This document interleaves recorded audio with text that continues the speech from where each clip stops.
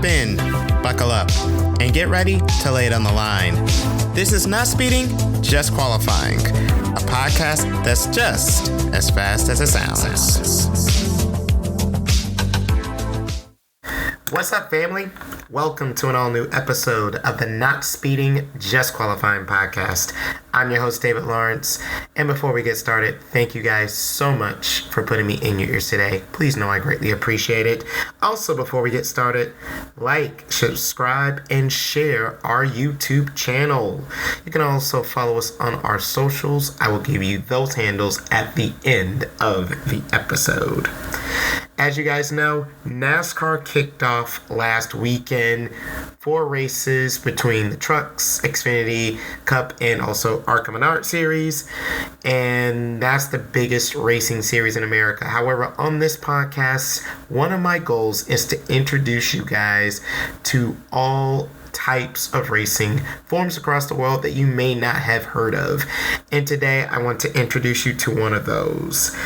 This weekend down in Australia, another competitive series of closed cockpit, what's known as tin top or touring car racing, is kicking off their season. So today I want to preview and introduce to you guys the Repco Supercars Championship, Australia's most popular form of domestic motorsports. Before we give you a preview of the season, first, a little brief history lesson. The roots of this championship go all the way back to 1960 and the first awarding of the Australian Touring Car Championship. The series has gone through various iterations of international touring car formulas over the decades, as other touring car championships across the world have done.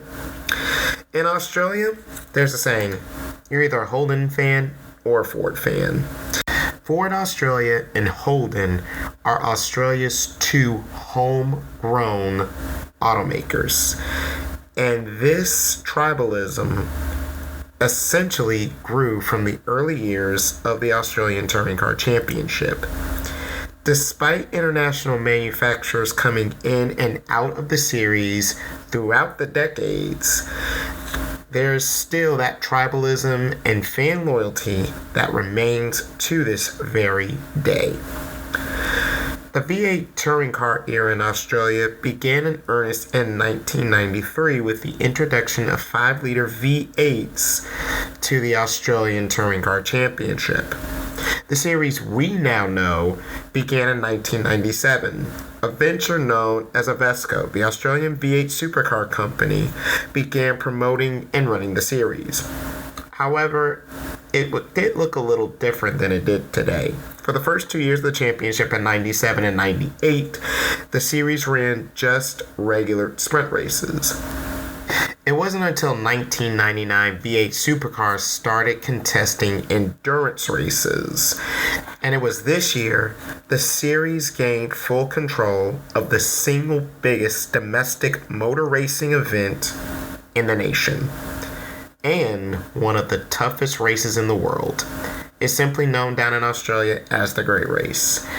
I am referring to the one, the only, Bathurst 1000, which has remained the series' showpiece cornerstone event to this very day. Over the years, the series has also gained an international following, thanks in no small part to its beating, banging, tough, intense, no-holds-barred racing style. The series has raced in nations such as China, Bahrain, and even the United States in the past. In recent years, the series has stuck to just Australia and New Zealand, but it has not diminished the international appeal and interest of the series. Now that we've gotten the history out of the way, let's talk about 2025. Let's start with the calendar. The series will visit 13 tracks over the course of the season. The season will start this weekend at Sydney Motorsports Park. In March, they will go to Albert Park as a support race for the Formula One Australian Grand Prix. In April, the series will make its annual trek to New Zealand Taupo Motorsports Park will host the third round of the championship. In May, the series will go to the island of Tasmania to visit Symmons Plains Raceway for round 4 of the championship. The month of June will bring visits to Wanneroo Raceway in Perth in Western Australia and to Hidden Valley Raceway in Darwin in North Australia. From the north, the series will head east to the state of Queensland. In July, the series will have its annual street race in the northeast coastal city of Townsville, and then they will head south in the state of Queensland to Queensland Raceway in August. In September, the series will head south to Bend Motorsports Park, Australia's newest permanent racing facility, and then the famed Bathurst 1000 on what's known in Australia as the Long October Weekend. The series will then end with the Gold Coast back in Queensland at the end of October, Sandown at the start of November, and then the series will conclude on the streets of Adelaide on the last weekend of November. Now, let's explain the schedule a little more in detail. The season is broken up into 3 parts. Part 1 is the Sprint Cup. The Sprint Cup will be consisting of the first 8 races of the championship, and they will be split up in about 3 different formats. For 2 races, Sydney and the Townsville Street Race, those races will be 500 kilometers split across 3 races. They will have one 100-kilometer sprint race, and then they will have 2 feature races, 200 kilometers each. The second race of the season at Melbourne will consist of 4 100-kilometer sprints. The other 5 races will consist of 440 kilometers split across 3 races over the course of the weekend. 2 races will be 120-kilometer sprints, and then there will be a 200-kilometer feature race. All feature races will consist of a refueling stop. The second portion of the season, the Enduros, are pretty straightforward. 2 drivers to each car, 1 race. You have the Bend, that is 500 kilometers, and of course the Bathurst 1000, and you will earn points off of each. Now, this is where the schedule gets really interesting or confusing depending on how you look at it. And NASCAR fans, what I'm about to say is going to sound very familiar to you.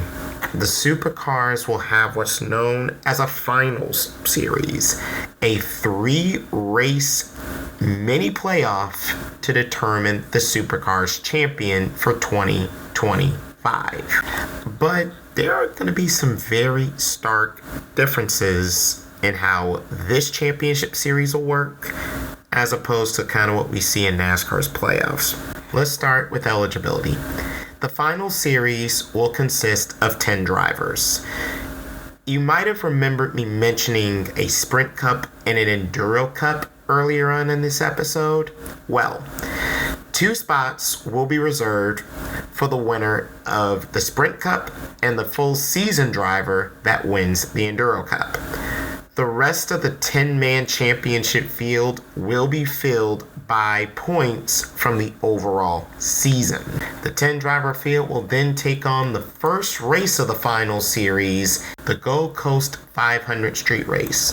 For this race, the 10 drivers will have their points reset like NASCAR as insurance to make sure that these 10 championship contenders cannot be caught by the ones who didn't qualify. With that being said, the similarities end here.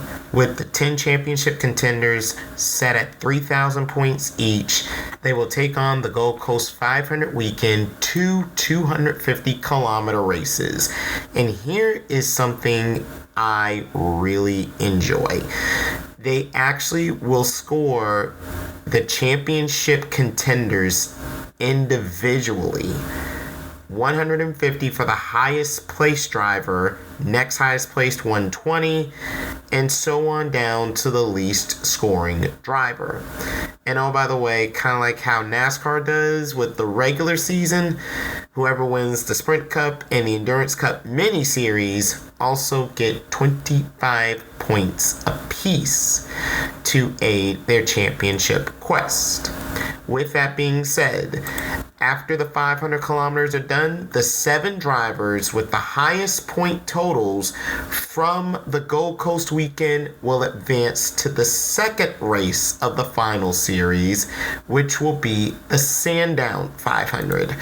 Just like the Gold Coast, 2 races, 250 kilometers, the same championship point scale of 150, 120, and so forth will be in play.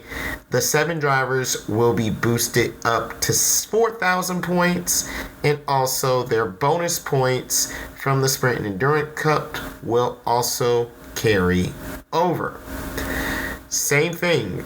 After the 500 kilometers in Sandown, after the 2 races have been held, the 4 highest ranked drivers will then move on to the championship finale on the streets of Adelaide, which will be 600 kilometers over the span of 3 days. If you remember how the sprint format for Sydney and Townsville from earlier in the episode, what I'm about to say is going to sound pretty familiar with a little twist. They will have 3 races over the weekend. The first race will be a 100 kilometer sprint on Friday, and then they will have 2 250 kilometer races, one on Saturday, one on Sunday, just like Gold Coast and Sandown before it. For the 4 qualifying drivers, their points are reset to 5,000. However, there is one twist to that sliding scale. Instead of 120 points as opposed to the first 2 races, the highest placed of the 4 championship drivers will earn 50 points. The second highest will earn 30 points. Third highest, 15. And here's an interesting little twist that I find nice. The lowest placed driver of the 4 championship contenders in Adelaide scores no points. 0. Talk about incentive to make sure you perform to your highest level in all 3 races. Whoever finishes with the most points over the course of the 3 races over the Adelaide finale will be crowned series champion. Got all that, family?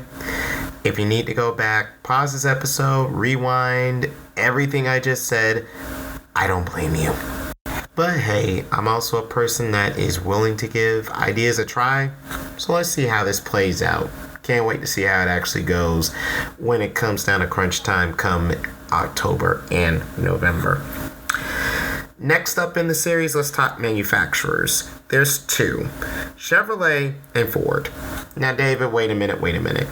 You mentioned a brand called Holden earlier on. Yes. Let me diverge on that just a little bit. Holden was General Motors' Australian arm for a very long time. When General Motors decided to shut down Holden at the end of 2020, Holden raced on for the final 2 years of the old rule set in Supercars. When 2022 ended, the Holden name left Supercars entirely. Chevrolet basically put the Camaro on display in Australia, and that's how we got to Chevy and Ford today. So yeah, if it sounds a little American, sorry. Unfortunately, that's just how this story goes. Each manufacturer has their set of teams. For Chevrolet, AAA Engineering, basically the kingpins of Supercar at the moment. However, this will be their final year under the GM banner before they return to Ford after a recent blockbuster announcement saw the team returning to the Blue Oval in 2026. Joining AAA in the Chevrolet GM stables is Matt Stone Racing, Brad Jones Racing, Arribas Motorsports, Team 18, and Premier Racing. In the Blue Oval Ford camp, you have Walkinshaw Andretti United. Yes, Andretti Autosport, and United Autosport, Zach Brown, Michael Andretti, Dan Towers, yeah, they all have a stake in a Supercars team. Blanchard Racing, Tickford Racing, Dick Johnson Racing, which also had a Penske affiliation in the 2010s, and Grove Racing all represent Ford in Supercars. Last but not least, let's talk about 6 drivers who I think you'll be hearing a lot of during this Supercar season. Let's start off with Will Brown. And why not? He is wearing the number 1. He is the defending champion. And when I say his 2024 was the stuff of legends, yes, he only won 5 races, but he finished on the podium 19 out of 24 races. If you're doing the math, that's a 79% podium rate. How are you not a champion with that kind of outer-worldly consistency? And oh, by the way, for NASCAR fans to come across this, Will Brown made his debut last year at Sonoma, and he will be making 2 more starts this season. After the season opener in Sydney, Will make his first Cup start at Circuit of the Americas in March, and then will come back over this summer to race on the streets of Chicago. For the second driver I want you guys to keep an eye on this year, let's look right across the garage. His teammate at AAA Engineering, Brock Feeny. What cost Brock Feeny the title last year wasn't his performances, but just how his bad days affected him.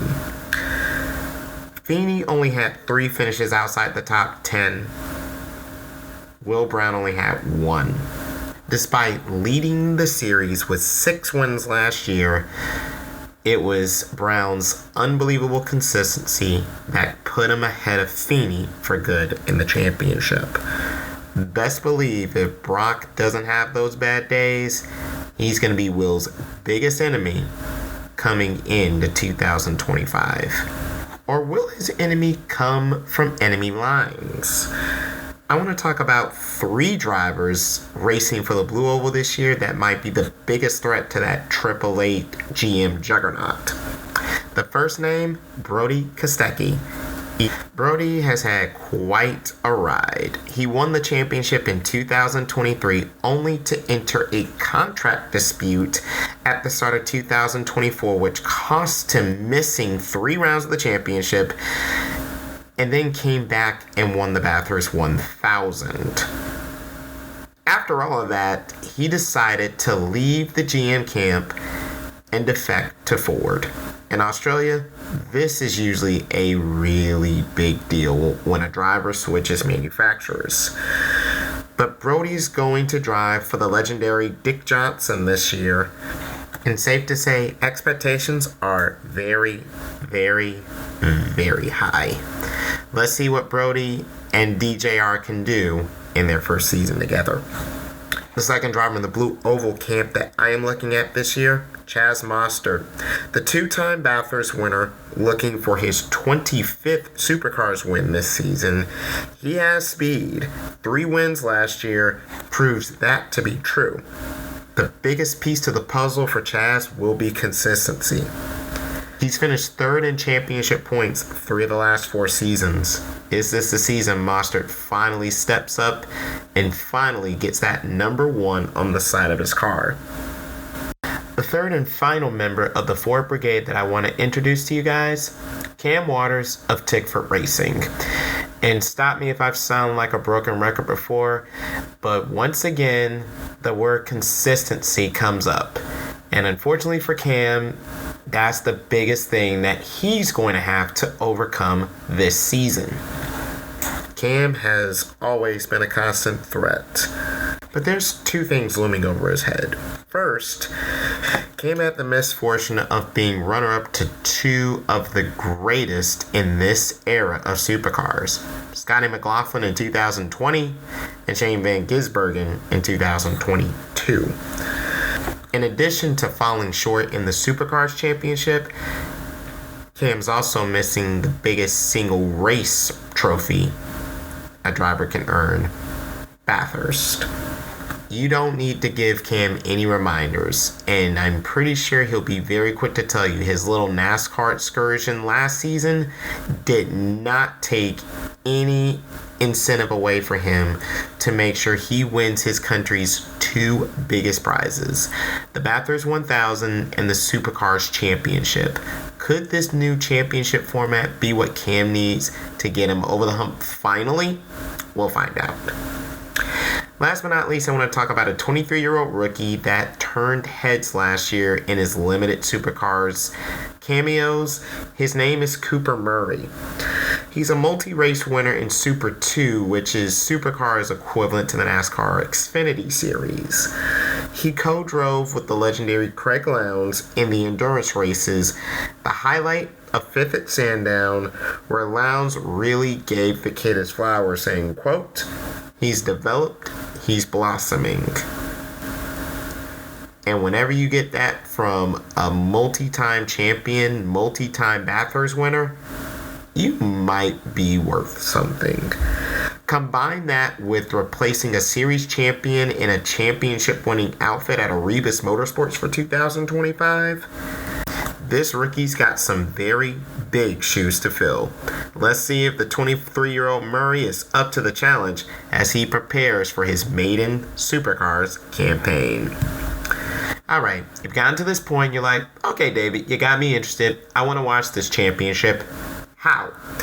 Outside of Australia, fans can watch the championship through Superview. Superview is a YouTube-based stream offered by the Supercars Championship that will give you access to every session, practice, qualifying, races, support series, and more. With that being said, this is a subscription. You can do it monthly or annually, and you got to be prepared to convert your US dollars or whatever currency you use to Australian. One last thing of note before I round out this preview. In the US, last season, the championship was broadcast on Speed Sport 1, the fast streaming channel that you can get on platforms such as Pluto TV, Freevee, Apple TV, and others. At the time of this recording, there has not been any confirmation that this arrangement will continue into 2025. And we are still not sure who, if anyone, will broadcast the races live here in the US at all. Hopefully by the time the season kicks off this weekend in Sydney, we'll have answer to that question and American fans will be able to watch Supercars live. Yes, that will mean some late nights, 3 a.m., maybe midnight, 1 o'clock in the morning, but trust me, the racing's worth it. You'll thank me later. Alright family, this concludes my preview show for the Australian Supercars Championship. Thank you guys so much for bearing with me. I do apologize that this episode was a little bit longer than our usual, but I promise I had a lot of good information. I had to get it in here somehow, so hopefully you guys won't get too angry with me. As always, make sure you guys follow us on social media. We're on X, IG, and Blue Sky, all at the handle NSJQ Podcast. Subscribe to us on YouTube and then like and share our content. You can also look for us in the podcast section on the YouTube Music app if that's more of your speed. Lastly, if you would like, feel free to follow me on my personal social media handles. I will put that info in the description box to this episode. Thank you guys so much for listening to this episode of the Not Speeding, Just Qualifying podcast. I will talk to you next time. Until then, I'm David Lawrence saying you're not living life to the fullest until you're going flat out. So long, everyone.